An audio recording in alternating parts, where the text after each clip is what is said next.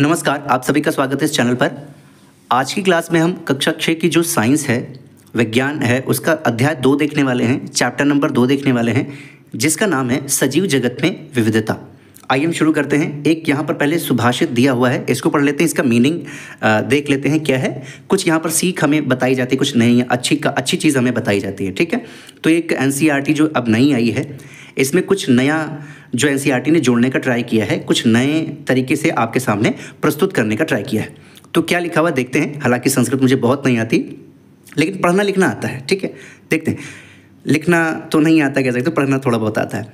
छायामन्यस्य कुर्वन्ति तिष्ठन्ति स्वयमात्पे फलान्यपि परार्थाय वृक्षः सत्पुरुषा इव। तो इसका मतलब क्या हुआ? बड़े वृक्ष दूसरों को तो छाया देते हैं, परंतु स्वयं कड़ी धूप में खड़े रहते हैं। उनके फल भी दूसरों के लिए होते हैं, अपने लिए नहीं। उसी प्रकार अच्छे मनुष्य भी स्वयं कठिनाई सहकर दूसरों का कल्याण करते हैं। उन्होंने जो कुछ भी अर्जित किया है वे उसे दूसरों को ही दे देते हैं। बहुत अच्छी बात कही गई है। ये आप अप्लाई कर सकते हैं अपने समाज में, आसपास देखते होंगे, अपने घर में देखते होंगे। आपके जैसे मम्मी पापा या बड़े लोग हैं, आप लोगों को समस्या न झेलना पड़े, इसके लिए न जाने क्या क्या करते हैं, ठीक है। और हम लोगों को लगता है कि हाँ, सब मौज में कट रहा है, हम मौज में हैं तो सब मौज में है, ऐसा नहीं है।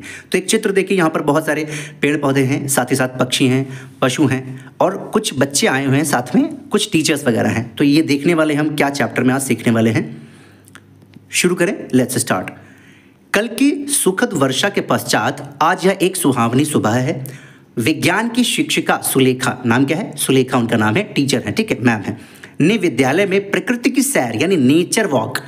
आप लोग कभी देखे होंगे, आप पार्क में टहलने जाते हैं, कभी मूड अच्छा नहीं होता घर में तो पार्क में टहलने जाते हैं, कहीं घूमने जाते हैं किसी पार्क वगैरह में, है ना, या कहीं और बगीचे वगैरह में, तो देखते हैं नई नई चीज़ें, है ना। वही चीज़ कह रहा है। को सुगम बनाने के लिए डॉक्टर रघु और मनीराम चाचा को आमंत्रित किया गया है। तो इतने सारे कैरेक्टर हैं, सुलेखा मैम हैं, साथ साथ में डॉक्टर रघु हैं और मनीराम चाचा हैं। अब इनके बारे में थोड़ा इंट्रोडक्शन दिया जा रहा है, उसको समझ लीजिए। डॉक्टर रघु पास की अनुसंधान प्रयोगशाला में एक वैज्ञानिक है। वैज्ञानिक आप जानते हैं, जो ढूंढता है कि कोई भी चीज़ कैसे होती है ना, जिज्ञासु प्रवृत्ति होती है और उसमें स्टडी करते हैं। अनुसंधान प्रयोगशाला एक नया शब्द यहाँ पर आया, हो सकता है आप लोगों को ना समझ में आए, हम बता देते हैं। अनुसंधान को इंग्लिश में बोला जाता है रिसर्च। कोई रिसर्च करते हैं, हम नई नई चीज़ें जुटाते हैं। और प्रयोगशाला को इंग्लिश में बोलते हैं लेबोरेटरी, यानी ऐसी लेबोरेटरी जहां पर जो साइंटिस्ट होते हैं वो स्टडी करते हैं, रिसर्च करते हैं ना, एक्सपेरिमेंट करते हैं, वही प्लेस होता है, ठीक है। और मनीराम चाचा विद्यालय के पास में ही रहने वाले एक वरिष्ठ नागरिक हैं, ठीक है, सीनियर सिटीजन हैं। और इनके बारे में क्या है? मनीराम चाचा पक्षियों की ध्वनि की नकल करने में विशेषज्ञ हैं, यानी कई तरह के जो पक्षी होते हैं उनकी आवाज़ वो निकाल लेते हैं। वह विभिन्न प्रकार के पौधों और जंतुओं की पहचान करने में भी निपुण हैं। विद्यार्थियों को प्रकृति की सैर पर ले जाने से पहले डॉक्टर रघु ने इन्हें बताया कि इस सैर का उद्देश्य क्या है। पहले समझ लीजिए। उद्देश्य में पौधों और जंतुओं की सुंदरता और विविधता का अनुभव करना है कि कितने प्रकार के जीव जंतु हमारे आसपास पाए जाते हैं, पेड़ पौधे किस हिसाब से पाए जाते हैं, वो सारी चीज़ें ऑब्जर्व करनी है। विद्यार्थी उनके साथ प्रकृति की सैर पर जाने के लिए उत्साहित थे। वे इनसे बातचीत करने और सीखने के लिए भी बहुत उत्सुक थे। शिक्षिका ने सभी विद्यार्थियों को परामर्श दिया कि वे अपने साथ नोटबुक लेकर जाएं, पेन लेकर जाएं और पानी की बोतल ले लें। भाई कहीं प्यास लगी तो पी लें। और नोटबुक इसलिए कि नई नई चीज़ें जो जानने के लिए मिलती हैं उसको आप वहाँ पर नोट कर लें। अगला है, जैसे जैसे वे चलते हैं वे अपने आसपास के पौधों और जंतुओं की खोजबीन करना आरंभ कर देते हैं। डॉक्टर रघु विद्यार्थियों को उद्यान को इंग्लिश में पार्क बोलते हैं ना, बड़े बड़े नेशनल पार्क होते हैं, और आसपास हमारे जो होते हैं खेलने के स्थान उसको भी पार्क बोलते हैं। उद्यान में गंध की विविधता को महसूस करने के लिए कहते हैं। वो कहते हैं कि आपको कहीं से कुछ खुशबू आ रही है ना, ये सारी चीज़ें महसूस करिए। वे इस बात पर भी बल देते हैं कि हम सभी जीवित प्राणियों का सम्मान करें और उनसे छेड़छाड़ न करते हुए उनका अवलोकन करें। काश ऐसा होता तो बहुत अच्छा होता है ना। आसपास देखते हैं बहुत छेड़छाड़ करने वाले होते हैं। इवन यहाँ पर पशु पक्षियों को पिंजरों में कैद करके रखा जाता है। खैर बहुत खराब लगता है। मनीराम चाचा विद्यार्थियों से कहते हैं कि वे न केवल विभिन्न पौधों और जंतुओं को देखें बल्कि ध्यान से विभिन्न ध्वनियों को भी सुनें। वो कह रहे हैं कि केवल पेड़ पौधों मत देखो, वो भी देखो, साथ साथ में सुनो कि किस हिसाब से आवाज़ें आ रही हैं, अलग अलग प्रकार की आवाज़ें निकाल रहे हैं जो पशु पक्षी हैं, ठीक है। विद्यार्थी विभिन्न प्रकार के पौधे देखते हैं जिनमें घास, झाड़ियां और बड़े वृक्ष, ये तीनों याद रखिएगा, घास, झाड़ियां और बड़े वृक्ष शामिल हैं। वे वृक्षों की शाखाओं पर बैठे विभिन्न प्रकार के पक्षियों एक फूल से दूसरे फूल पर मंडराती तितलियों और एक वृक्ष से दूसरे वृक्ष पर कूदते बंदरों का भी अवलोकन करते हैं, ऑब्जर्व करते हैं ना, देखते हैं कैसे कूद रहे हैं, उसको ऑब्जर्वेशन। पिछली क्लास में हम आपको बता चुके हैं ऑब्जर्वेशन क्या होता है ना, अवलोकन करना, देखना। वे अपने अवलोकनों को अपनी नोटबुक में अंकित करते हैं, यानी अंकित करना लिखते हैं, और डॉक्टर रघु और मनीराम चाचा से उनके बारे में चर्चा करते हैं कि ऐसा क्यों है, ये क्यों हो रहा है, ये सारी चीज़ें होती हैं। वाह, यह कितना आश्चर्यजनक है कि प्रत्येक पक्षी का अपना विशिष्ट कलरव होता है। कलरव बेसिकली मतलब होता है आवाज़, यानी कि जैसे कि चहचहाहट होती है, यानी कि यहाँ पर लिखा हुआ है चहचहाहट का मतलब चर्पिंग करना, है ना, बर्ड्स चर्प करती हैं, और ट्वीट भी बोला जाता है। तो ये जो ट्विटर जो है ना, उसका जो नाम बोला वो ट्वीट भी है, यानी कि चिड़िया की आवाज़। इसलिए आपने देखा होगा पहले उसका लोगो कैसा हुआ करता था, ट्विटर, है ना, चिड़िया बनी रहती थी, वही। अब तो एलोन मस्क ने खरीद लिया तो उसको अब चेंज कर दिया है, एक्स नाम रख दिया है। विद्यार्थी विभिन्न पक्षियों का कलरव यानी चहचहाहट सुनते हैं। डॉक्टर रघु बताते हैं कि प्रत्येक पक्षी की अपनी एक अलग चहचहाहट होती है। यह प्रकृति में विविधता का एक उदाहरण है। विविधता का मतलब एक जैसे सब लोग नहीं हैं। हम आसपास भी अपने देखते हैं, हमारा रंग कुछ और होता है, हमारी हाइट कुछ और होती है, बोली बानी कुछ और होती है, ऐसे हमारे मम्मी पापा अलग अलग लोगों की होती है। वैसे ही ठीक क्या होता है, जंगलों में भी होता है, हर जगह विविधता पाई जाती है, एक जैसे लोग नहीं होते हैं। कभी बंदर होता है तो कोई चींटी होती हैं, ठीक है, घोड़ा, बकरी, ना जाने कौन कौन से अलग अलग प्रकार के होते हैं, इनकी आवाज़, साइज सब कुछ अलग होता है, इसी को विविधता बोला जाता है। डॉक्टर रघु मनीराम चाचा से कुछ पक्षियों की ध्वनियों की नकल करने का अनुरोध करते हैं। मनीराम चाचा ऐसा करते हैं, ध्वनि निकालते हैं अलग अलग पक्षियों की, और लोग भी जो वहाँ पर बच्चे थे वो भी उनकी मतलब उनको अच्छा लगता है और वो भी कुछ नकल करने की कोशिश करते हैं। आगे देखिए, क्या आपने कभी अपने आसपास विद्यमान विभिन्न प्रकार के पौधों और जंतुओं का अवलोकन किया है, यानी आसपास जो आपके पौधे हैं, जंतु हैं, उनको अवलोकन किया, ऑब्जर्वेशन किया, वो कैसे दिखते हैं, हरे, नीले, पीले, है ना, उनकी पत्तियां कैसे होती हैं, फूल कैसे होते हैं, वो सब, ये सब तो आपने किया होगा। अपने अवलोकनों को अपने मित्रों और शिक्षक के साथ साझा कीजिए और उन पर चर्चा कीजिए। तो हम लोग आसपास करते ही हैं अपने घरों में, है ना। अगला देखते हैं, हमारे आसपास के पौधों और जंतु में विविधता यानी कि डाइवर्सिटी अलग अलग प्रकार के होते हैं। अपने शिक्षक के साथ मिलकर विद्यालय के उद्यान या आसपास के उपवन में प्रकृति की सैर का कार्यक्रम बनाइए। प्रकृति की सैर करते समय विभिन्न पौधों, कीटों यानी इंसेक्ट्स वगैरह, कीड़े मकोड़े जो होते हैं, पक्षियों और अन्य जंतुओं का अवलोकन करें। साथ ही मौसम की स्थितियों जैसे गर्म, ठंडा, तेज हवा इत्यादि भी अंकित करें। बेसिकली ये कहने का मतलब है, आप देखते हैं जो पेड़ पौधे आसपास हैं, या हम ही लोग हैं, तो हम मौसम के हिसाब से अपने कपड़े लत्ते जो होते हैं वो पहनते हैं। जैसे जब ठंडी आती है तो हम क्या करते हैं, टोपा ओपा जैकेट वगैरह पहन लेते हैं, लेकिन जैसे गर्मी आती है हम उसको निकाल के फेंक देते हैं, सूती कपड़े, हल्के कपड़े पहनने लगते हैं, ठीक है। इसी हिसाब से जीवन भी हम लोग का क्या होता है, प्रभावित होता है। हम अलग अलग टाइप्स के मतलब क्या कह सकते हैं, आप एक्टिविटीज़ करते हैं। आप भूमि पर गिरे हुए अलग अलग प्रकार के पत्तों और फूलों को एकत्रित करके एक स्क्रैप बुक बना सकते हैं। स्क्रैप बुक आप जानते हैं इतनी बड़ी होती है, और उसमें अलग अलग टाइप के कुछ चित्र वगैरह चिपका के अलग अलग बनाते हैं और उनको ऑब्जर्व करते हैं, उनको याद करते हैं, समझते हैं चीज़ें क्या होती हैं, ठीक है। प्रकृति में पौधों और जंतुओं के साथ छेड़छाड़ न करें, उनका ध्यान रखें। सुनिश्चित करें कि आप उद्यान में फूल पत्ती न तोड़ें ताकि वो नुकसान ना हो, देखने में खराब ना हो या वो मुरझा ना जाए, खराब ना हो जाए, है ना। विभिन्न पौधों में तने, पत्तियों, फूलों और किसी भी अन्य रोचक जानकारी के बारे में किए गए अवलोकनों को तालिका 2.1 में दिए गए रिक्त स्थानों में अंकित करें, यानी लिखिए, ठीक है। आपने क्या ऑब्जर्व किया। आपके लिए चित्र 2.1 तथा तालिका 2.1 में कुछ उदाहरण दिए गए हैं। तो यहाँ पर कुछ देखिए, हम आसपास अपने क्या देखते हैं, घास देखते हैं, तुलसी का पेड़ देखते हैं, गुड़हल का जो होता है वो पेड़ देखते हैं, ये फूल है गुड़हल का। अब क्या कर सकते हैं, हम कुछ यहाँ पर आसपास तालिका बना सकते हैं। इसको मैं बहुत ज़्यादा डीप नहीं डिस्कस करूँगा, बेसिकली यही चीज़ कहा गया है। स्थानीय नाम क्या होता है, जैसे हम सामान्य घास बोलते हैं, यानी ग्रास हो गई है, ये तुलसी है, इसमें इसके जो स्टेम होते हैं काफ़ी आपने देखा होगा वो थोड़े से टाइट होते हैं, इसमें फूल आते हैं गुलाबी और बैंगनी कलर के, है ना, तुलसी में, ठीक है। उसको खाते हैं तो कैसा स्वाद होता है, उसकी पत्तियां कितनी चौड़ी मोटी होती है, ये चीज़ें आपको ऑब्जर्व करना है, ठीक है। अपने आसपास गुड़हल के जो पेड़ है उसमें, नीम में, ये सारी चीज़ें देखनी है। अब उस नीचे आ जाते हैं, आपने जिन पौधों का अवलोकन किया है उनमें क्या समानताएं हैं और क्या विभिन्नताएं हैं। ऑब्वियसली बात है, हमने बात किया डाइवर्सिटी, हम लोग आपस में ही नहीं, पूरे विश्व में अलग अलग दिखते हैं, एक व्यक्ति दूसरे के जैसा नहीं, आप जानते हैं, तो इसको डाइवर्सिटी बोलते हैं, अलग अलग होते हैं। आपने देखा होगा कि पौधों में विभिन्न प्रकार की विशेषताएं पाई जाती हैं, यानी कुछ कैरेक्टरिस्टिक्स पाई जाती हैं, जैसे लंबा अथवा छोटा है, कोई मोटा है, कोई बहुत कोमल है, किसी की पत्ती छोटी है, किसी की बहुत बड़ी है, किसी की चौड़ी है ना, ये सब होती हैं। तने और पत्तियों का अभिविन्यास क्या है, यानी कि उसमें कुछ पैटर्न बना होता है, आपने देखा होगा। फूलों के रंग, आकार और सुगंध में भिन्नता होगी, इसमें कुछ और सुगंध आ रही होगी इस फूल में, दूसरे में कुछ और आती है ना। अब सैर के समय देखे गए अथवा अपने पूर्व अनुभवों के आधार पर जंतुओं की एक सूची बनाइए। अब जंतुओं की बनाइए, उनमें रहने के स्थान, उनका भोजन क्या है और गति के प्रकार, मतलब वो चलते हैं, रेंगते हैं, दौड़ते हैं, क्या करते हैं। ठीक है, ऐसा ही करने के बाद आपको फिर इसी हिसाब से एक तालिका बनानी है जिसमें जंतु के नाम, स्थानीय नाम क्या है, उनके रहने का स्थान क्या हो सकता है, भोजन क्या करते हैं, उन जो चलते हैं, उड़ते हैं, रेंगते हैं, क्या करते हैं, ऐसे आपको बनाना है। जैसे चींटी हो गया, ठीक है, और गाय हो गई, ये क्या खाते हैं, कौवा उड़ता है, चलता है, क्या करता है, ये आपको बताना है। इसकी चोंच होती है या मुंह कैसे होता है, दांत होते हैं नहीं होते, ये चीज़ें आपको देखनी है। तालिका 2.2 में आपने जिन जंतुओं का अवलोकन करके अंकित किया है उनमें क्या समानताएं और क्या विभिन्नताएं हैं। पहले पेड़ों को देख लिया, उसके बाद हमने ये जीव जंतुओं को देख लिया। आपने देखा होगा कि कुछ जीव जंतु भूमि पर रहते हैं, ये तो बात हमने देख लिया, और जबकि कुछ अन्य वृक्षों पर रहते हैं। तो कुछ भूमि पर रहते हैं और कुछ वृक्षों पर रहते हैं। पक्षी वृक्षों पर रहते हैं, आपने ये भी देखा। मछलियां जल में रहती, ये भी देखा। और मेढक जैसे जंतु, यानी कि मेढक ऐसे होते हैं जो भूमि पर भी रहते हैं और जल में भी रहते हैं।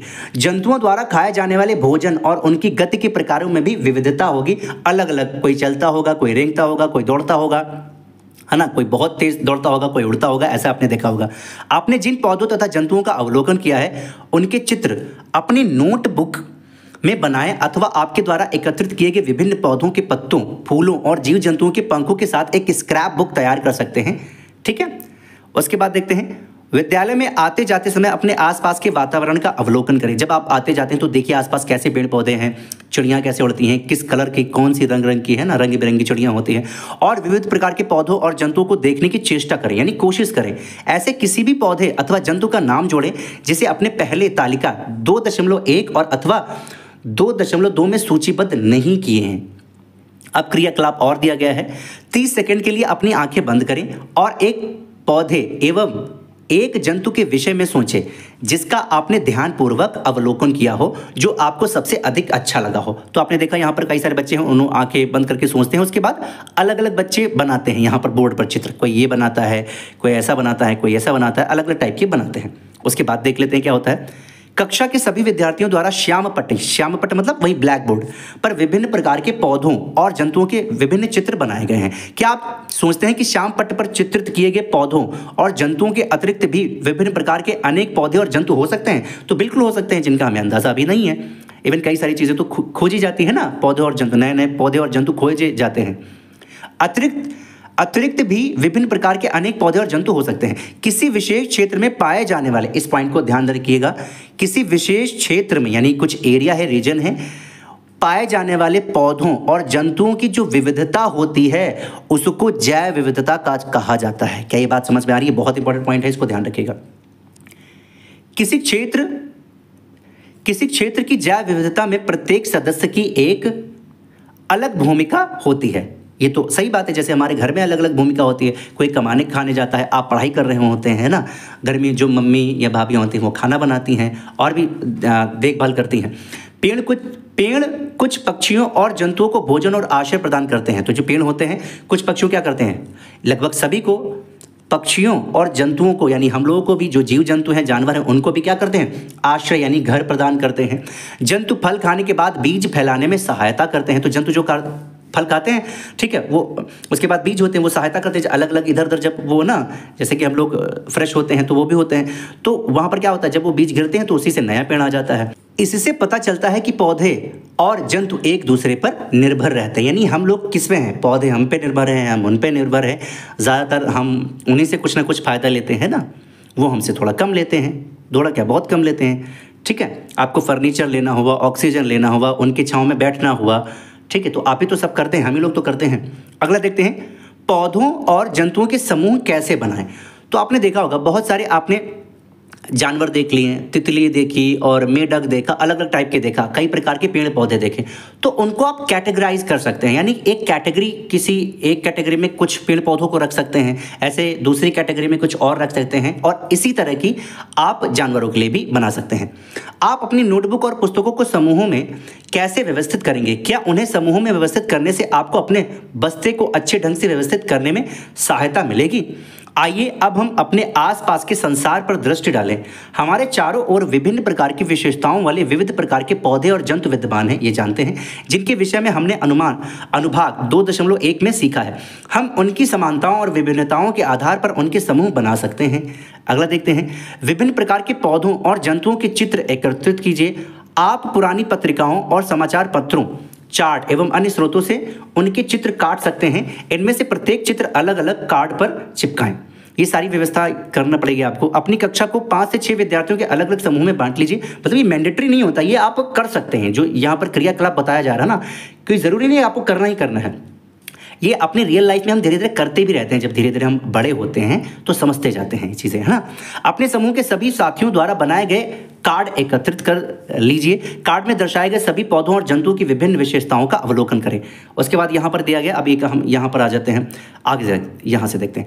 आप यह देखकर आश्चर्यचकित होंगे कि विभिन्न समूहों द्वारा किए गए आधार भिन्न भिन्न हो सकते हैं। आपको क्या लगता है कि इसके पीछे क्या कारण हो सकता है? बेसिकली यही कह रहा है कि आप 4-5 लोग होंगे, मान लीजिए आपको समूह बनाना है, तो आप क्या करेंगे? किसी को जैसे पेड़ पौधे बांटना है तो कोई पत्तियों के आधार पर बांट देगा, है ना, कि इसकी मोटी पत्तियां हैं तो ये ऐसे वाले पेड़ हो गए, इनकी मोटी पत्तियां हैं। ऐसे वाले पेड़ हो गए सेक्शन बी वाले, इसमें पतली पत्तियां हैं। या आप कोई दूसरा इस हिसाब से कर सकता है कि ये वाले जो पेड़ हैं इस ग्रुप में, इसके तने जो हैं, स्टेम जो है वो मोटे हैं। दूसरे वाले जो पेड़ हैं जो दूसरे सेक्शन में हैं उसके पतले स्टेम है ना। तो इस आधार पर आप डिवाइड कर सकते हैं। तो अलग अलग सब लोग करेंगे ना। तो वही लिखा है, फूलों की उपस्थिति या अनुपस्थिति, फूल होते हैं या नहीं होते, इस आधार पे कर सकते हैं। कठोर या कोमल तना, स्टेम कैसा है, जैसा कि हमने आपको बताया। खान पान का स्वभाव क्या है, रहने का स्थान क्या है, जानवरों के बारे में ये भी आप कर सकते हैं। संभवतः आपने जंतुओं की विविध विशेषताओं के आधार पर उनके समूह बनाए होंगे, जैसे वे क्या खाते हैं, वे कहाँ रहते हैं, वे किस रंग के होते हैं और वे कैसे चलते हैं। समूह बनाने का क्या महत्व है? समूह बनाने का क्या महत्व है आप समझिए। स्टडी करने में आसानी होती है, आसानी से कुछ चीज़ों को हम समझ पाते हैं, ठीक है। समूह बनाने से पौधों और जंतुओं को उनकी समानताओं और विभिन्नताओं के आधार पर समझना और अध्ययन करना सरल हो जाता है। वही बात है, ठीक है। अगला देख लेते हैं। आप समूह बनाने के महत्व के विषय में अध्याय हमारे आसपास की सामग्री में और भी अधिक जानेंगे। अब हम देखते हैं पौधों के समूह कैसे बनाएं। आपने देखा है कि पौधों में उनके तने, पत्तियों, फूलों इत्यादि से संबंधित विशेषताओं में विभिन्नताएं होती हैं। विभिन्न पौधों के तने मोटाई, ऊंचाई और कठोरता में भिन्न होते हैं, जबकि पत्तियां आकृति में, रंग, आकार में और व्यवस्था में भी भिन्न होती हैं। आपने देखा होगा कुछ पेड़ों के जो तने होते हैं स्टेम, वो काफ़ी मोटे होते हैं, कुछ के बहुत पतले होते हैं, कुछ के एकदम पतले होते हैं जो तुरंत, है ना, पुट्ट से टूट जाते हैं तो पेड़ खराब हो जाता है। ऐसे आपने पत्तियों के बारे में देखा होगा, उनकी आकृति यानी उनका शेप, कोई पत्ती ऐसे करके ऐसे होगी, है ना, कोई पत्ती ऐसे करके हो सकता है ऐसे हो, ये भी तो हो सकता है। कोई पत्ती पता चले ऐसे करके कैसी भी हो सकती है, मतलब अलग अलग डिफरेंट टाइप्स की हो सकती हैं। उनका रंग अलग होता है, कोई पीली भी होती है, ठीक है, कोई लाल भी होती है, हरी ज़्यादातर होती है। उनका साइज अलग हो सकता है। आपने पिछले क्रियाकलाप में पौधों की उपयुक्त किसी एक विशेषता के आधार पर पौधों को समूह में बांटने का प्रयास किया था, ठीक है। आपने पूर्व की कक्षाओं में सीखा होगा कि पौधों के समूह उनकी ऊंचाई और तने के प्रकार के आधार पर शाख, झाड़ियों और वृक्षों के रूप में बनाए जा सकते हैं। तो आपने ये पढ़ रखा है कि बहुत सारे जो पेड़ पौधे होते हैं उनको 3 पार्ट्स में हम डिवाइड करते हैं, शाख, झाड़ियाँ और वृक्ष, और भी होते हैं क्लाइंबर और क्रीपर, है ना।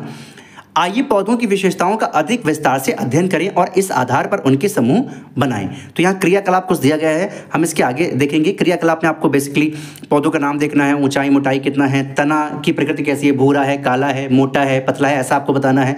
शाखाओं का प्रकटन है कि नहीं है शाखा, पादप समूह का क्या वृक्ष हो सकता है कि झाड़ी हो सकता है, आपको ये बताना है, ठीक है।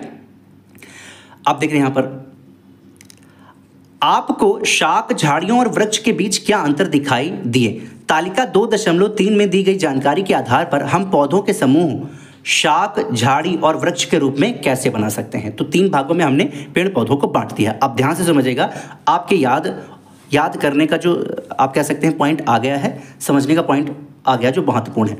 कुछ पौधे बहुत ऊंचे होते हैं और उनके तने भी क्या होते हैं, काफ़ी मोटे होते हैं। जैसे ये देखो आम का पेड़ है ना, एक आई थिंक आमी का है, ठीक है, होते हैं। उनकी शाखाएं भूमि से दूर तने की ऊंचाई तने की कुछ ऊंचाई से निकलना आरंभ होती हैं, ऐसे पौधों को वृक्ष कहा जाता है। माने जो इसका स्टेम है ना काफ़ी मजबूत होता है और ऊपर जाकर बहुत बड़े बड़े ब्रांचेस में डिवाइड हो जाते हैं।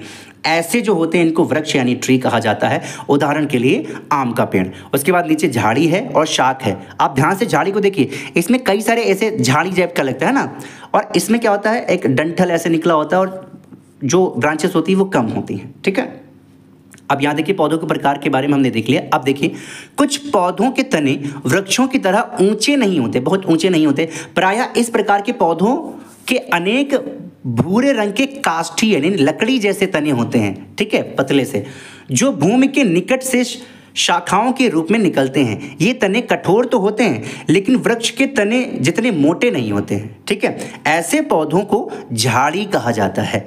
ठीक है, उदाहरण के लिए जैसे गुलाब का पौधा हो गया। अब अगले देखते हैं, कुछ पौधे आकार में छोटे होते हैं और उनके जो तने होते हैं वो कोमल और हरे होते हैं, काफ़ी कोमल होते हैं, ऐसे हाथ से ऐसा करोगे तो टूट जाते हैं। ठीक है, या मुड़ जाते हैं।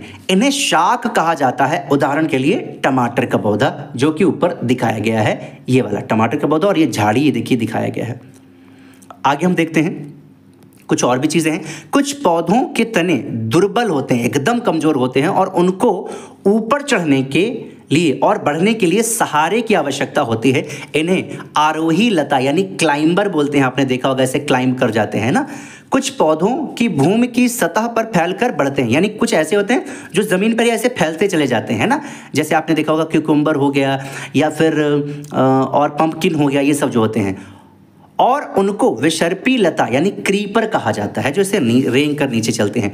ऐसी कौन सी अन्य विशेषताएं हो सकती हैं जिनके आधार पर आप पौधों के विभिन्न समूह बना सकते हैं? आइए एक और क्रियाकलाप के माध्यम से जानने का प्रयास करते हैं। तो देखो क्रियाकलाप है, आप देखिए यहाँ पर कुछ लीव्स अलग अलग टाइप की दी हैं। क्या आपने देखा है? सबसे पहले इनका शेप देखिए। पहली बात तो शेप के आधार पर ये अलग अलग है, पहली बात। और साथ साथ देखिए इनके अंदर कुछ पैटर्न बना हुआ है। तो इसमें कुछ सीधी सीधे पैटर्न है, इसमें एकदम सीधी सीधे एक ही दो हैं, इसमें बहुत सारी सीधी सीधे पैटर्न है। इसमें टेढ़ी मेढ़ी देखिए जाली जाली टाइप की है ना, यानी ऐसे ऐसे हैं, फिर ऐसे ऐसे, फिर पता चले अंदर से ऐसे ऐसे हैं, तो जाली टाइप की लग रही हैं। ठीक है, तो इनका नाम एक बार देख लीजिए। जालिका रूपी शिराविन्यास युक्त गुड़हल की पत्ती, जाली जैसी देखो बनी हुई है ऐसे करके, लंबी लंबी ऐसे करके। ठीक है, और दूसरा क्या है? समांतर शिराविन्यास युक्त केले की पत्ती। तो देखिए इसमें समांतर विन्यास ऐसे करके लाइन खींची हुई है ना। और इसी तरह समांतर शिराविन्यास युक्त घास की पत्ती, ये घास की है जिससे से लंबी लंबी सी बनी हुई है। ठीक है, आप पौधों की पत्तियों पर पतली रेखाएं देख सकते हैं। इन पतली रेखाओं को शिराएं कहा जाता है, ये ध्यान रखिएगा। ठीक है, इनको क्या बोलते हैं? शिराएं, वेन्स। और अगला देखिए, शिराओं द्वारा दर्शाया गया जो पैटर्न होता है उनको शिरा विन्यास कहा जाता है, यानी कुछ यहाँ पर डिज़ाइन बनेगी। अगर आप इसको हटा दीजिए तो देखिए कुछ यहाँ पर ऐसे करके डिज़ाइन बन रही है, कुछ बन रही, इनको ही शिरा विन्यास कहा जाता है। ठीक है, अगला हम देख लेते हैं। आप कुछ पत्तियों में मोटी मध्य शिरा के दोनों ओर शिराओं का एक जाल जैसा पैटर्न देख सकते हैं। इस पैटर्न को जालिका रूपी शिरा विन्यास कहा जाता है, जैसा कि अभी हमने ऊपर देखा था। ये देखो जालिका रूपी जाल जैसा है ना, इसको जालिका रूपी शिरा विन्यास कहा जाता है। अब उसके बाद देखते हैं, जैसे कि गुड़हल की पत्तियां हो गई, इस शिरा विन्यास पैटर्न को प्रदर्शित करती हैं। ठीक है, ये आप देख सकते हैं कि कुछ पत्तियों में शिराएं समानांतर चलती हैं और जब सीधे सीधे चलती है उसको क्या बोलते हैं? समानांतर शिरा विन्यास। ठीक है, जैसे कि हमने यहाँ पर आपको दिखाया था, ये देखो यहाँ पर समानांतर शिरा विन्यास चल रही हैं। अब हम आगे देखते हैं। उदाहरण के लिए क्या है? केले और घास की पत्तियां समानांतर शिराविन्यास वाले उदाहरण हैं। क्या आपको लगता है कि पत्तियों में पाए जाने वाले शिराविन्यास के आधार पर पौधों के समूह बनाए जा सकते हैं? तो बिल्कुल बनाए जा सकते हैं, उसमें क्या दिक्कत है? आइए अब पौधों की जड़ों के बारे में जानने का प्रयास किया। अभी हमने क्या करते हैं, अभी हमने क्या किया, अलग अलग टाइप के पेड़ थे। अब पेड़ों में कुछ पत्तियों के आधार पर हमने क्या किया, उनको डिवाइड किया। अब हम क्या कर सकते हैं, कुछ और प्रयास करते हैं। ठीक है, कुछ और बेस लेकर के हम उनको डिवाइड करने की ट्राई करते हैं। आप किसी ऐसे खुले मैदान में जाइए जहां जंगली शाक और घास उग रहे हों। इस अभ्यास के लिए आप छोटे शाकों का उपयोग कर सकते हैं। खुरपी की सहायता से जड़ों को हानि पहुंचाए बिना कुछ विभिन्न प्रकार के शाकों को सावधानीपूर्वक खोद कर बाहर निकालें।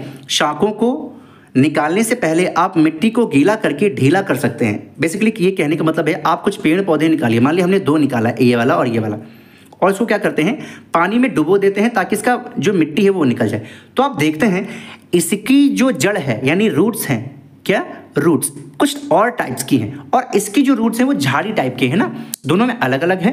तो देख लेते हैं हम। तो ये सरसों के पौधों में मूसला जड़ तंत्र, इसमें मेन एक जड़ होती है, ठीक है, और इसके हल्के हल्के से थोड़े थोड़े से होते हैं, एक मेन जड़ होती है, बट इसमें कोई मेन जड़ नहीं है, ऐसे घास जैसी है, ठीक है। सामान्य घास के पौधों में झकड़ा या रेशेदार जड़ तंत्र, कुछ ज़्यादा ही शुद्ध हिंदी ऐसा रह रहा है, रेशेदार आप जड़ तंत्र इसको बोल सकते हैं, ठीक है। और देखिए इस रूट को क्या बोलते हैं, टैप रूट, और इसको फाइब्रस रूट बोलते हैं, ठीक है, फाइब्रस रूट। क्या ये बात समझ में आ रही है? अगला देखते हैं, आपके द्वारा एकत्रित किए गए पौधों की जड़ों में क्या समानताएं और क्या भिन्नताएं हैं। चित्र के बाद सबसे यह कहा गया है, आप समझिए। चित्र 2.5 का में सरसों के पौधों की जड़ों को ध्यानपूर्वक अवलोकन करें। इस पौधे की जड़ में एक मुख्य जड़ होती है जिससे छोटी छोटी पार्श्व जड़ें निकलती है। ऐसे जड़ों को मूसला जड़ यानी कि टैप रूट कहा जाता है। अभी हमने आपको बता दिया, एक मेन जड़ होती है, इसी से हल्की हल्की कुछ कुछ निकली होती हैं, ठीक है, उसको मूसला जड़ कहा जाता है। और जिसमें मेन कोई भी जड़ नहीं होती है, ठीक है, और जो घास जैसी दिखती है उसको क्या बोलते हैं, फाइब्रस रूट बोलते हैं या फिर रेशेदार जड़ बोलते हैं। इसमें एक नया शब्द जोड़ा है, झकड़ा जड़ या रेशेदार जड़ कहते हैं। इतनी बात आपको समझ में आ गई। अब ये क्रियाकलाप आपके बारे में आपके लिए है, थोड़ा सा देख लेना आप। पौधों का नाम, ये लेमस घास है, पत्तियों का शिरा विन्यास कैसा है, समानांतर है, रेशेदार है या नहीं है, वो ऑब्जर्व कर सकते हैं। अब हम आगे आते हैं। क्या आपको इन पौधों की पत्तियों के शिरा विन्यास और जड़ों के आकार के मध्य कोई संबंध दिखाई देता है? सदाबहार के पौधों में मूसला जड़ें और पत्तियों में जालिका रूपी शिरा विन्यास होता है। किसमें? सदाबहार जो होते हैं। यह जानने की कोशिश करें कि क्या जालिका रूपी शिरा विन्यास वाले अन्य पौधों में भी मूसला जड़ें होती हैं। दूसरी ओर लेमन घास के पौधों में झकड़ा जड़ें और पत्तियों में समानांतर शिरा विन्यास होता है। क्या अन्य पौधे जिनमें समानांतर शिरा विन्यास होता है उनमें भी झकड़ा जड़ें होती हैं? सामान्यतः जिन पौधों में जालिका रूपी शिरा विन्यास होता है उनमें मूसला जड़ें होती हैं। ये कहने का प्रयास कर रहा है, ये पॉइंट इंपॉर्टेंट आ गया। कह रहा है सामान्यतः जिन पौधों में जालिका रूपी शिरा विन्यास होता है, याद करिए गुड़हल वाले को, ठीक है, तो ऐसा माना जाता है उसमें मूसला जड़ होंगी, जबकि जिनमें समांतर शिरा विन्यास होता है उनमें झकड़ा जड़ें होती हैं, ठीक है, फाइब्रस रूट होती हैं। अगला देख लेते हैं। चने का पौधा मूसला जड़ और पत्तियों में जालिका रूपी शिरा विन्यास का एक और उदाहरण है, ठीक है। गेहूं का पौधा झकड़ा जड़ें और पत्तियों में समानांतर शिरा विन्यास का उदाहरण है। आगे देखते हैं। क्या किसी पौधे के बीज, जड़ के प्रकार और पत्ती की शिरा विन्यास में परस्पर संबंध है? क्या सभी बीज एक जैसे होते हैं? अब हम देखते हैं, ठीक है। अब एक क्रियाकलाप है, इसको पढ़ लेते हैं, ये इंपॉर्टेंट है। चने और मक्के के कुछ बीज लीजिए, एक चना के लीजिए, एक मक्का, आपने भुट्टा खाया होगा ना, उसका एक लेना है, और चना का लेना है ना, खाओ चने रहो बने, वही वाला। चने और मक्का के कुछ बीजों को 2 या 3 दिन के लिए पानी में भिगोएं, ठीक है, भिगा दिया। चने के बीज का आवरण हटाकर, यानी कि ऊपर जो शेल चढ़ा हुआ है ना, खोल चढ़ा हुआ है परत, उसको हटा दीजिए। हटाकर बीजों की संरचना को देखें। अब चने को मक्का के बीजों की संरचना का अवलोकन करें। आप देखेंगे जो चना का बीज है वो बीज से ऐसे टूट जाएगा, नहीं 2 पार्ट्स में डिवाइड हो जाएगा, जबकि जो मक्का होता है वो उसमें एक ही रहता है, वो टूटने वाला कोई प्लेस नहीं होता है, ठीक है। तो क्या कह सकते हैं, इसको द्विबीजपत्री बीज कहा जाता है और इसको एक बीजपत्री बीज कहा जाता है, जैसे कि मक्का हो गया, ठीक है। अब यहाँ पर वही लिखा हुआ है, आप देखेंगे कि चने के बीज में अपने बीज आवरण के अंदर 2 भागों में विभक्त होते हैं, ठीक है। प्रत्येक भाग को बीज पत्र, यानी एक जो पार्ट है उसको बीज पत्र बोलेंगे, ये भी बीज पत्र है, और ये पूरे बीज को क्या बोला जाता है, द्विबीजपत्री बोला जाता है, ठीक है। और इंग्लिश में इसको क्या बोलते हैं, अच्छा इसको समझ लीजिए, बीज पत्र को इंग्लिश में कॉटिलीडन, इसको याद रखिएगा, याद करने का ट्राई करना, बार बार ट्राई करना, ऐसे वर्ड्स को हमने हाईलाइट किए, ये इंपॉर्टेंट है, ठीक है। और द्विबीजपत्री डाइकॉटिलीडन्स, ठीक है, या फिर डाइकॉट कहा जाता है। द्वि का मतलब 2 होता है, डाई उसको बोलते हैं, ठीक है, साइंस की लैंग्वेज में। मक्का के बीज में एक पतला बीज पत्र होता है। ऐसे बीज वाले पौधों को एक बीजपत्री यानी मोनोकॉटिलीड्स या मोनोकॉट कहा जाता है, ठीक है। इतनी बात आपको समझ में आ गई। आप पौधों में पत्ती के शिरा विन्यास, जड़ों के प्रकार और बीजों में बीज पत्रों की संख्या में परस्पर क्या संबंध देखते हैं? द्विबीजपत्री पौधे में जालिका रूपी शिरा विन्यास और मूसला जड़ तंत्र होता है। ये इंपॉर्टेंट पॉइंट है। यानी जो द्विबीजपत्री पौधे होते हैं, जैसे कि हमने ऊपर देखा, तो उनमें जालिका रूपी शिरा विन्यास होता है, यानी कि उनका जो क्या कह सकते हैं पत्तियां वगैरह होती है, उनका जो शिरा विन्यास होता है जाल जैसा होता है, जैसे कि ऊपर हमने देखा था गुड़हल वाला। और मूसला जड़ तंत्र होता है, मूसला वही याद करके टैप रूट है ना। जबकि एक बीजपत्री में क्या होता है, समांतर शिरा विन्यास होता है, ऐसे लाइन खींची होती है, आपको हमने दिखाया था अभी केले वाला है ना, जिसमें लाइन ऐसे ऐसे करके खींची हुई थी, ठीक है। और एक बीजपत्री पौधों में समांतर शिरा विन्यास और झकड़ा जड़ तंत्र यानी फाइब्रस रूट होती है। तो कुछ इस आधार पर हम इसको क्या कर सकते हैं, कैटेगराइज कर सकते हैं पेड़ पौधों को। आपने पौधों के समूह बनाने के लिए उपयोग की जाने वाली कुछ विशेषताओं के विषय में पढ़ा है। आइए अब जंतुओं के समूह बनाने के विषय में समझते हैं। अभी तक हमने क्या किया, पेड़ पौधों के बारे में देखा, अब हम जंतुओं के बारे में देखते हैं। पौधों की भांति जंतु भी एक दूसरे से बहुत भिन्न होते हैं। क्या कभी आपने सोचा है कि हम इतने विभिन्न प्रकार के जंतुओं के समूह कैसे बना सकते हैं? आप ऐसी कौन सी विशेषताओं के बारे में सोच सकते हैं जिनका उपयोग इनका समूह बनाने के लिए किया जा सकता है? आपने पहले ही क्रियाकलाप में जंतुओं के समूह बनाने के लिए कुछ आधार निर्धारित किए हैं। आइए इनमें से कुछ पर विस्तार से चर्चा करते हैं, ठीक है। तो क्रियाकलाप देख लेते हैं। यहाँ आसपास एक तालाब जैसा है, यहाँ पर भिन्न प्रकार के क्या है, कीड़े मकोड़े जीव जंतु हैं, ठीक है। यही चीज़ यहाँ पर दिखाई गई है, बताई गई है। आपने क्रियाकलाप इतने में कुछ जंतुओं की गति को अंकित किया है। आपने संभवतः यह भी देखा होगा कि अन्य जंतु किस प्रकार एक स्थान से दूसरे स्थान पर गति करते हैं। कुछ चल के जाते हैं, कुछ उड़ के जाते हैं, कुछ रेंग कर जाते हैं। आइए जंतुओं में विभिन्न प्रकार की गतियों को जानने का प्रयास करते हैं। चित्र 2.7 में अनेक जीव जंतुओं को दिखाया गया है। आप इस चित्र में स्वयं द्वारा देखे गए अन्य जंतुओं को भी इसमें जोड़कर विभिन्न प्रकार के या विविध प्रकार के जीव जंतुओं पर एक पोस्टर बना सकते हैं। चित्र 2.7 को देखकर यह बताने का प्रयास करें कि जंतुओं द्वारा गति के लिए शरीर के किस अंग का उपयोग किया जाता है। तो अच्छे से आप देख लीजिए, जीव जंतु आपको यहाँ पर दिखाई दे रहे होंगे। इन जंतुओं को तालिका 2.5 में सूचीबद्ध करें। इन जंतुओं में गति करने के तरीकों को देखें और उनके चलने के लिए उपयोग किए जाने वाले शरीर के अंगों के नाम भी बताना है। तो यहाँ पर एक तालिका दी गई, इसमें आपको बताना है चींटी किसका यूज़ कर रही है, बकरी कैसे चलती है, उड़ती है, क्या करती है, ठीक है, कबूतर क्या करते हैं, मक्खी, मछली या अन्य, ठीक है। तालिका 2.2 में दी गई जानकारी के आधार पर आपका क्या निष्कर्ष निकलता है? विभिन्न जंतुओं में अलग अलग प्रकार की गति होती है, ये आता है पॉइंट। जंतु उड़ सकते हैं, दौड़ सकते हैं, रेंग सकते हैं, चल सकते हैं, कूद या फांद सकते हैं। ये भी आपने देखा, अलग अलग जंतु अलग अलग प्रकार की एक्टिविटीज़ करते हैं। ये जंतु एक स्थान से दूसरे स्थान तक जाने के लिए शरीर के विभिन्न अंगों का उपयोग करते हैं, आप जानते हैं। इनके पास पंख, पैर और दूसरे अंग हो सकते हैं जो इन्हें चलने में सहायता करते हैं। चित्र एवं तालिका के माध्यम से हमने गति के प्रकार और गति के लिए प्रयुक्त शरीर के अंगों के आधार पर जंतुओं को पहचाना, ठीक है। अंगों के आधार पर कैसे चलते हैं, रेंगते हैं, क्या करते हैं। हम जंतुओं को उनकी गति के आधार पर समूहों में कैसे बांट सकते हैं? इसके अतिरिक्त अनेक जंतु आकृति, आकार, संरचना, रंग, अन्य विशेषताओं में एक दूसरे से भिन्न होते हैं। हमने देखा था, किसी का साइज अलग होता है, किसी का है ना, किसी का शेप अलग होता है और रंग अलग होता है, ठीक, छोटे नाटे ऐसे होते हैं। इनमें से कुछ विशेषताओं का उपयोग विभिन्न प्रकार से वस्तुओं के समूह बनाने के लिए किया जा सकता है। पौधों की भांति ही जंतुओं के समूह बनाना उनकी विविधता को समझने के लिए महत्वपूर्ण है, ठीक है। तो एक वैज्ञानिक के बारे में दिया गया है जो कि इंडियन ही है, भारतीय हैं, जानकी अम्माल, 1897 से 1984। एक भारतीय वनस्पति शास्त्री थी, यानी कि जो पेड़ पौधों की स्टडी करती हैं, ठीक है, जो पर्यावरण संबंधी कार्यों के प्रति समर्पित थी। यानी जो एनवायरनमेंट है उनके बारे में बड़ा प्रेम था, लगाव था, इसकी स्टडी करती थी। उन्होंने भारत के पौधों की समृद्ध और जैव विविधता का प्रलेखन और संरक्षण करने में सहायता की।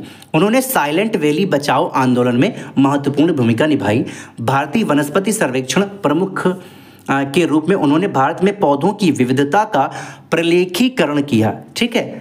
प्रलेखीकरण बेसिकली होता है डॉक्यूमेंटेशन, यानी कि भारत में जो अलग अलग प्रकार के जो पौधे हैं उनकी लिस्ट बनाना, उनको सही रखना ताकि बाद में उस पर स्टडी की जा सके, उसको पढ़ा जा सके। वो ये करने में इन्होंने बहुत बड़ी भूमिका निभाई थी। करने के लिए कार्यक्रमों की शुरुआत की। अगला देखते हैं, सफलता की कहानी। एक साइलेंट वैली बचाओ आंदोलन चला था। यह केरल में पालक्काड़ जनपद के एक जंगल की वास्तविक कहानी है, रियल कहानी है, ठीक है। साइलेंट वैली बचाओ आंदोलन, यह अछूते सुंदर आर्द्र सदाबहार जंगल और उसकी समृद्ध जैव विविधता को संरक्षित करने के विषय में है। प्रसिद्ध साइलेंट वैली को उन आमजनों द्वारा चलाए गए एक अद्वितीय आंदोलन द्वारा बचाया गया था जो जंगल के आसपास भी नहीं रहते थे। यह संघर्ष कुंतीपुड़ा नदी के समीप एक जल विद्युत बांध के प्रस्ताव के विरुद्ध 10 वर्षों तक जारी रहा। आप जानते हैं जब जल विद्युत परियोजना कोई आती है तो आसपास जो जीव जंतु हैं, पेड़ पौधे, उनको काटा जाता है, हटाया जाता है, बहुत ज़्यादा परेशानियां वहां पर आती हैं। ठीक है, इसी के विरोध में ये चलाया गया था। उस समय लोगों ने व्यापक जागरूकता कार्यक्रम, संपादक को पत्र, समाचार पत्रों में लेख, सेमिनार और अंत में न्यायालय में याचिकाएं और अपील सहित सभी संभव उपलब्ध साधनों का उपयोग किया। इस प्रकार यह आंदोलन साइलेंट वैली को बचाने में सफल रहा था। फिर उसके बाद वहाँ नहीं बना था तो जीव जंतु बच गए, जंगल बचा तो जीव जंतु बच गए और आसपास के लोग भी अच्छे से रह पाए, वरना वहाँ से उनको जाना पड़ता, पलायन करना पड़ता, बहुत समस्याएं होती हैं। ठीक है, तो ये सारी चीज़ें हुई और ये कहाँ हुआ था? कुंतीपुड़ा नदी, और ये केरल के पालक्काड़ जनपद में एक जंगल की कहानी है। ठीक है, अब आगे देखते हैं हम। संभवतः आपने प्रकृति की सैर के दौरान अवलोकन किया होगा कि विभिन्न जीव जंतु भिन्न भिन्न परिवेशों में रहते हैं। आपने तालिका 2.5 में जीव जंतुओं की गति को भी अंकित किया है। क्या जंतुओं की गति उनके परिवेश पर निर्भर करती है? तो बिल्कुल, परिवेश का मतलब जहाँ पर वो रहते हैं तो उसी हिसाब से तो करते हैं। भाई मछली पानी में रहती तो तैरना ही सीखेगी ना, वो चल कैसे जा पाएगी उसमें, है ना, उसमें तैरती है वो। उदाहरण के रूप में हम मछली और बकरी को लेते हैं तो मछली क्या करती है? उसका जो शरीर होता है वो धारा रेखित होता है, यानी स्ट्रीमलाइंड होता है, नाव जैसा कुछ होता है आगे की तरफ। ये देखिए ऐसे कुछ मुड़ा हुआ होता है, पतला होता है, ऐसा होता है।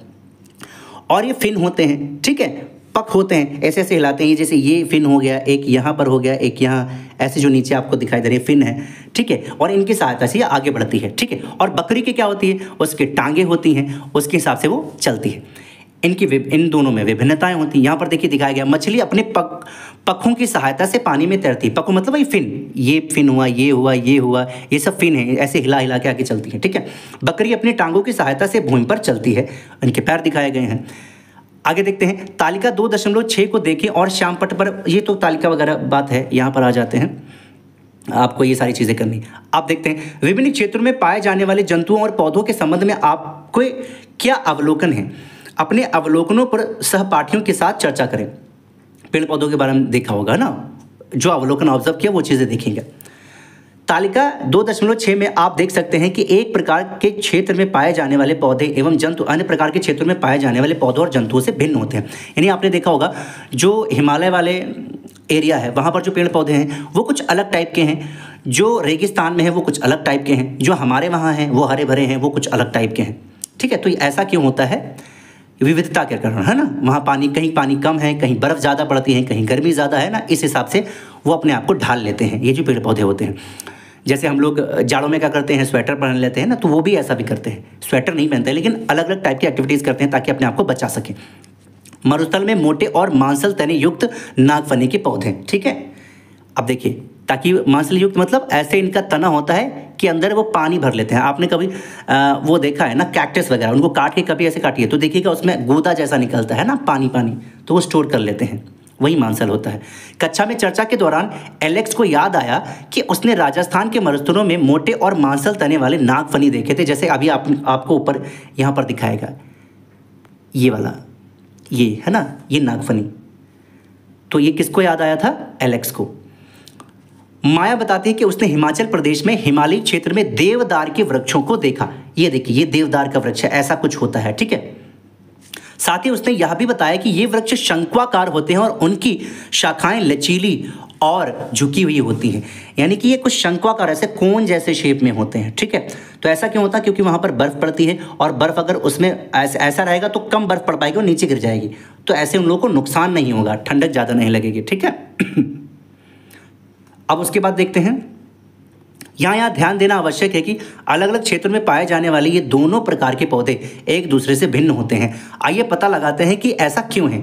एक क्षेत्र की जैव विविधता अन्य क्षेत्रों की जैव विविधता से अलग क्यों होती है? मरुस्थलीय क्षेत्रों में बहुत कम जल उपलब्ध रहता है। आप जानते हैं जो मरुस्थलीय जो डेजर्ट एरिया होते हैं, आप याद करिए थार डेजर्ट है ना, राजस्थान वाला एरिया है ना, वहाँ पर क्या होता है? बहुत कम जल होता है, पानी बहुत कम होता है। शुष्क मरुस्थल दिन में अत्यधिक गर्म हो जाता है, इसलिए वो दिन में वहाँ सब सूर्य ताप पड़ता है, बहुत गर्म हो जाता है, और रात में अत्यधिक ठंडे हो जाते हैं। इसलिए आपको इन क्षेत्रों में ऐसे पौधों और जंतु मिलेंगे जो दिन के समय अत्यधिक गर्मी और रात के समय अत्यधिक ठंड वाली परिस्थितियों में रह सकते हैं। मरुस्थल में पाए जाने वाले पौधों के मांसल तने जल को संग्रहित कर सकते हैं, जैसे कि हमने आपको बताया था नागफनी यानी कैक्टस, ध्यान करिए, है ना। और इन स्थानों की गर्म परिस्थितियों को सहन करने में पौधों की सहायता करते हैं। कौन? पानी। तो हमारे, आप जानते हैं हमारे आसपास जहाँ पानी होता है तो वो एरिया थोड़ा सा ठंडा हो जाता है, इसीलिए जो पुराने किले विले बने थे तो आपको ध्यान होगा वहाँ पर आसपास की राजा महाराजा जो होते थे वो पानी का एक छोटा सा, आप कह सकते हैं जलाशय टाइप का डाल देते थे, ताकि वो पानी जो होता है वो ठंडा वाष्पित होता रहता है और ठंडा करता रहता है। ठीक, घड़े में भी ऐसा होता है, तभी घड़े का पानी ठंडा रहता है। ऐसे ये जो नागफनी जैसे पेड़ होते हैं ऐसा करते हैं। ठीक है, बहुत ठंडे पर्वतीय क्षेत्रों में प्रायः हिमपात होता है, यानी कि जो हिमालय वाला एरिया होता है वहाँ पर हिमपात मतलब बर्फ पड़ती है। ठीक है, ऐसी परिस्थितियों में जीवित रहने के लिए कुछ वृक्षों की बनावट ऐसी होती है कि उन पर बर्फ टिकती नहीं है। ठीक है, अभी मान लीजिए कोई पत्ती ऐसे है, मान लीजिए ऐसे पत्ती है कोई, हम बना नहीं पा रहे लेकिन देख रहे हैं। ठीक, कोई पत्ती ऐसे है तो इस पर अगर बर्फ पड़ी तो रुक जाएगी ना, तो ये ठंड के मारे तो ये सब मर जाएंगे। लेकिन मानिए कोई पतली सी है, ऐसे पतली सी है तो उस पर बर्फ रुकी नहीं, ऐसे रुकी गिर गई, तो ऐसा भी तो हो सकता है। या कोई ऐसे जो आप कह सकते हैं पत्ती है जो खड़ी हुई है ऐसे करके है, मान लीजिए जैसे खड़ी पत्ती है। ठीक है, तो ऊपर से अगर कोई बर्फ गिरी भी तो रुकेगी नहीं, यहाँ से सरक जाएगी, है ना। यही चीजें कह रहा है। देवदार के वृक्षों की शंक्वाकार आकृति और नीचे झुकी शाखाएं उन्हें आसानी से ऐसा करने में सक्षम बनाती है ताकि वो बच सके, है ना। अब आप समझ गए होंगे कि विभिन्न स्थानों की जैव विविधता भिन्न परिस्थितियों के कारण एक दूसरे से बहुत अलग होती है। अब यहाँ पर एक बात देखिए, यहाँ पर राजस्थान का एक ऊँट है और एक है लद्दाख का ऊँट, है ना। लद्दाख हमारा जो यूनियन टेरिटरी है ना, तो यहाँ पर देखिए कुछ ऐसा होता है, इसके बाल होते हैं ताकि जाड़ों से बच सके, और इसके जो ये खुर होते हैं ये काफ़ी चौड़े होते हैं ताकि ये जो क्या बोलते हैं जो रेत है इसमें धंसे ना पाओ इसका, है ना, आराम से चल सके। ये थोड़े ऐसे बड़े चौड़े टाइप के होते हैं, इनके थोड़े वैसे होते हैं। ठीक है, इनके बाल भी होते हैं। तो वही चीज़ लिखा है, राजस्थान के गर्म मरुस्थल के ऊंट और लद्दाख के ठंडे मरुस्थल के ऊंट, देखिए इन दोनों जंतुओं में आपको क्या अंतर दिखाई देते हैं, इन अंतरों के कारण ऊंटों को क्या लाभ होते हैं ये बताना है। अब देखिए, गर्म मरुस्थल के ऊंटों के पैर लंबे होते हैं जिनमें चौड़े खुर होते हैं, चौड़े थोड़े से खुर होते हैं। ठीक है, एलेक्स ने साझा किया कि उसकी दादी ने उसे बताया था कि ऊंट के लंबे पैर और चौड़े खुर ऊंटों को रेतीले मरुस्थल की रेत में बिना धंसे चलने में सहायता करते हैं। मान लीजिए इसके खुर पतले हों, ऐसे खुर हों, और ये तो ज़मीन पे धंस जाएंगे ना, तो चल ही नहीं पाएगा वो। ठीक है, उसके बाद है दूसरी ओर ठंडे मरुस्थल के ऊंटों की ऊंचाई और पैर गर्म मरुस्थल के ऊंटों की तुलना में छोटे होते हैं। ठीक है, इनकी जो पाँव की हाइट होती है वो छोटी होती है। ये छोटे पैर उन्हें ठंडे पहाड़ी मरुस्थलीय क्षेत्रों में आसानी से चलने में मदद करते हैं। उसके बाद है मरुस्थलीय परिस्थितियों में भोजन सहजता से उपलब्ध नहीं होता है। जो डेजर्ट वाले एरिया होते हैं, चाहे वो बर्फ़ वाला हो चाहे मिट्टी धूल वाला हो ना, वहाँ पर भोजन इतनी जल्दी से उपलब्ध नहीं होता है। ऊँट अपने कुबड़ में जो इनका हम्प होता है ना, यहाँ पर हम दिखाते हैं, ये इनका हम्प होता है। देखिए ये जो यहाँ पर खाना स्टोर ये लोग कर लेते हैं। ठीक है, ये क्या बोलते हैं, जो लद्दाख वाला ठंडे मरुस्थल वाले होते हैं इसके दो होते हैं, इनका एक होता है। ठीक है, गर्म मरुस्थलों के ऊँटों में एक कुबड़ होता है जो भोजन की कमी के दौरान उन्हें जीवित रहने में सहायता करता है, यहाँ से इनको एनर्जी मिलती रहती है। ठंडे मरुस्थलों के ऊँटों में दो कुबड़ होते हैं। ये दोनों कुबड़ सर्दियों के अंत के दिनों में छोटे हो जाते हैं। बहुत अच्छा पॉइंट है, प्रश्न बन सकता है। ठीक है, ये दोनों कुबड़ सर्दियों के अंत के दिनों में छोटे हो जाते हैं क्योंकि ठंडे मरुस्थल में अधिक भोजन उपलब्ध नहीं होता है और उस समय उन्हें कुबड़ों में संचित भोजन का उपयोग करना पड़ता है।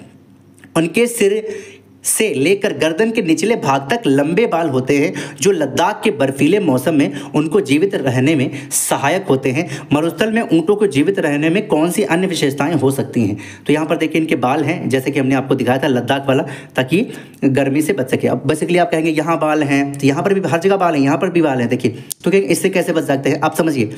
जाड़ों में आप क्या करते हैं, अंगीठी जलाते हैं, उससे आप क्या सेंकते हैं, अपनी पीठ सेकते हैं या पैर, क्या सेकते हैं, आप ज़्यादातर अपने हाथ सेकते हैं। और आपने देखा होगा आप जब हाथ सेकते हैं तो आपकी पूरी बॉडी में ठंडक जो होती है वो दूर हो जाती है। ऐसा क्यों हुआ, क्योंकि जो हाथ में आपके आंच लग रही है ना, वो धीरे धीरे अंदर प्रवेश होकर पूरे बॉडी में जा रही है ना, तो इसी वजह से पूरा शरीर गर्म हो जाता है। तो जब यहाँ बाल होते हैं तो जब ये एरिया गर्म होगा तो पूरा शरीर गर्म हो जाएगा। ठीक है, तो इससे ठंड से बच जाते हैं।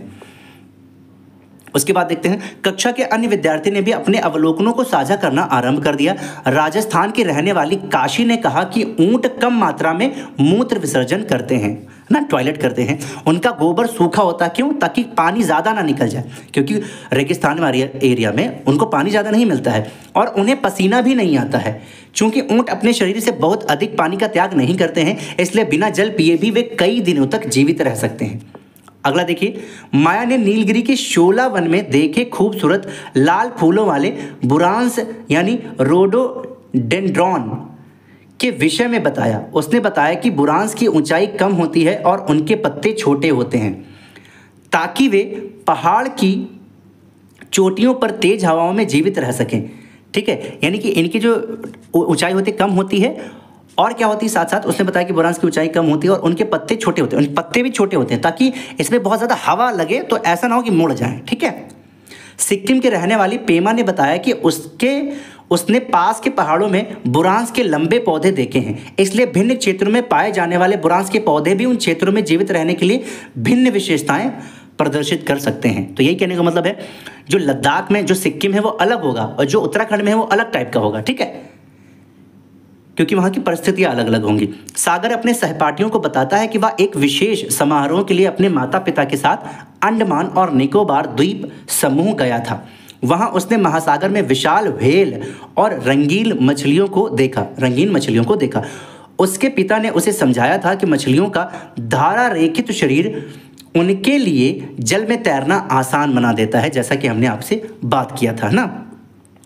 अगला देखिए, हमने सीखा कि किसी विशेष क्षेत्र में पाए जाने वाले पौधों और जंतुओं की अपनी विशिष्ट विशेषताएं होती हैं जो उन्हें वहां जीवित रहने के लिए सक्षम बनाती है।